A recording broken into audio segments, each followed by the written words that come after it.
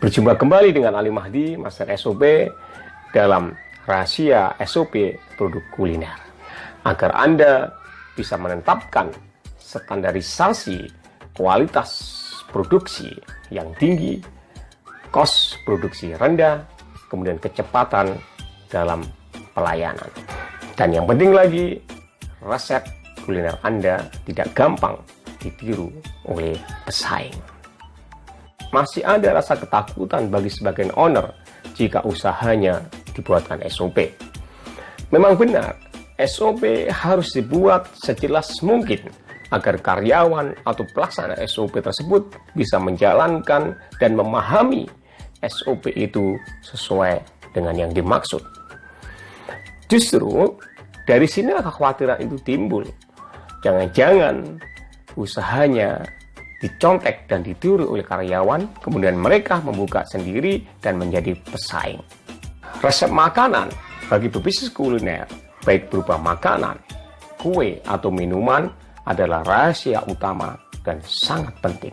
Maka bisa dimaklumi jika mereka sangat ketakutan jika resepnya dicuri atau diketahui orang lain. Karena itulah mereka enggan membuat SOP untuk proses produksinya.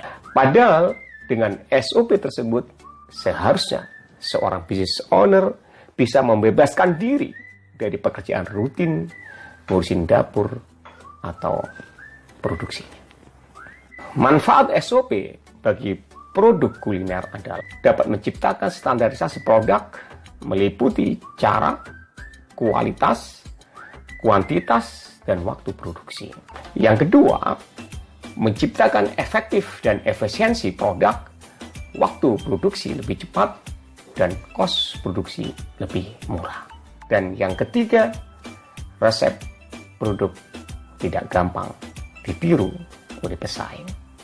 Kenapa resep dan SOP produksi dapat menciptakan produk yang jauh lebih murah, proses lebih cepat, dan tidak gampang ditiru atau dibajak oleh orang lain? Kunci dan rahasianya ada pada sistemasi resep dan SOP produksinya. Di pembahasan ini saya tunjukkan bagaimana membuat resep yang tersistemasi dan cara membuat SOP yang efektif dan efisien. Saya akan berikan contoh membuat resep dan SOP produksi nasi goreng. Nah, bagaimana membuat SOP dan resep nasi goreng? Ini adalah resep nasi goreng sebelum disistemasi. Ya, kalau kita lihat ya dari resep ini, maka bisa kita katakan bahwa resep yang seperti ini akan mudah ditiru, mudah dibajak, ya, dan bisa dibuat oleh orang lain, bahkan oleh pesaing Anda. Ini adalah resep nasi goreng yang biasa kita buat. Resep yang seperti ini gampang ditiru oleh orang lain atau pesaing Anda. Karena itu, resep harus disistemasi dengan cara mencampur beberapa bahan atau bumbu menjadi formula baru. Cara ini sangat sederhana, tetapi hasilnya sangat dahsyat. Mari kita ikuti contoh berikut ini. Ya, dalam tabel yang saya buat, silakan diperhatikan. Ya, di situ bahan dan bumbu saya formulasikan menjadi beberapa bagian. Saya pisahkan antara bahan utama, sayur, kemudian ada bumbu A, ada bumbu B, dan bumbu C. Sistemasi akan menghasilkan sesuatu yang sangat dahsyat. Yang semula ada 14 ya bumbu dan bahan menjadi hanya 8 bumbu dan bahan. Nah, inilah yang saya sebut dengan scale up bahan dan bumbu. Sekarang bumbu menjadi 3 formula, menjadi 3 bagian, yaitu bumbu A terdiri dari garam, gula, dan merica, Kemudian bumbu B terdiri dari kecap dan saus. Kemudian bumbu C terdapat komposisinya adalah bawang merah, bawang putih, cabai rawit, dan cabai merah. Dengan scale up bumbu ini, bumbu menjadi formula baru yang tidak gampang ditiru oleh pesaing kita.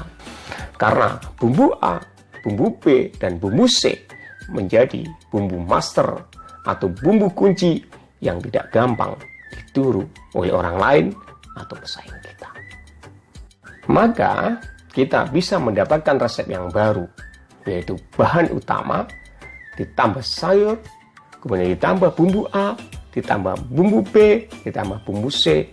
Yang dari sini kemudian coba kita buat standar operating prosedurnya, bagaimana langkah-langkah mengaplikasikan resep ini menjadi nasi goreng produk khas ya milik kita yang orang lain tidak mengetahui bagaimana resep dan caranya.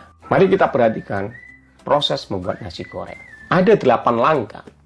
8 langkah ini adalah SOP sebelum ada sistemasi bumbu. Ya, yang pertama tuangkan minyak, kemudian goreng telur menjadi ceplok, haluskan bawang merah, bawang putih, dan cabai merah ke dalam cobek. Kemudian bumbu yang telah dihaluskan ditumis dengan minyak secukupnya. Tumis bumbu tersebut hingga harum. Yang kelima, masukkan ayam cincang, kubis, dan daun bawang, kemudian tumis lagi hingga merata. Tambahkan garam, gula, merica, kecap, dan saus. Aduk hingga rata. Nasi goreng siap disajikan. Sajikan pada piring dan tambahkan telur ceplok di atasnya. Sekarang kita perhatikan SOP setelah ada resep baru. Yang semula ada 8 langkah, sekarang menjadi 6 langkah. Langkah pertama, tetap tuangkan minyak, kemudian goreng telur menjadi telur ceplok. Langkah kedua, langkah ketiga, dan langkah keempat cukup menjadi 1 langkah, yaitu panaskan minyak dan masukkan 3 sendok bumbu A, tumis hingga harum. 3 langkah yang kemudian hanya disingkat menjadi 1 langkah, itu bisa menghemat waktu 5 menit. Terus langkah ke-6, ya, tambahkan bumbu B dan bumbu C masing-masing 1 sendok makan, ini menghemat waktu 2 menit. Rekan-rekan sekalian, Bapak Ibu yang saya hormati, kita lihat catatannya. Sebelum ada SOP ada 8 langkah. Setelah ada SOP menjadi hanya 6 langkah. Yang semula membutuhkan waktu 15 menit, dengan resep baru menjadi hanya 7 menit. Yang semula resep itu gampang ditiru dan gampang dicontek, yang sekarang resep menjadi bumbu rahasia yang hanya Anda yang memilikinya. Setelah Anda sistemasi bahan dan bumbu Anda, maka Anda akan melihat sendiri bagaimana hasilnya. Luar biasa, bukan? Semoga materi ini, materi rahasia SOP produk kuliner ini bisa bermanfaat untuk bisnis Anda. Terima kasih, sampai jumpa lagi. Wassalam.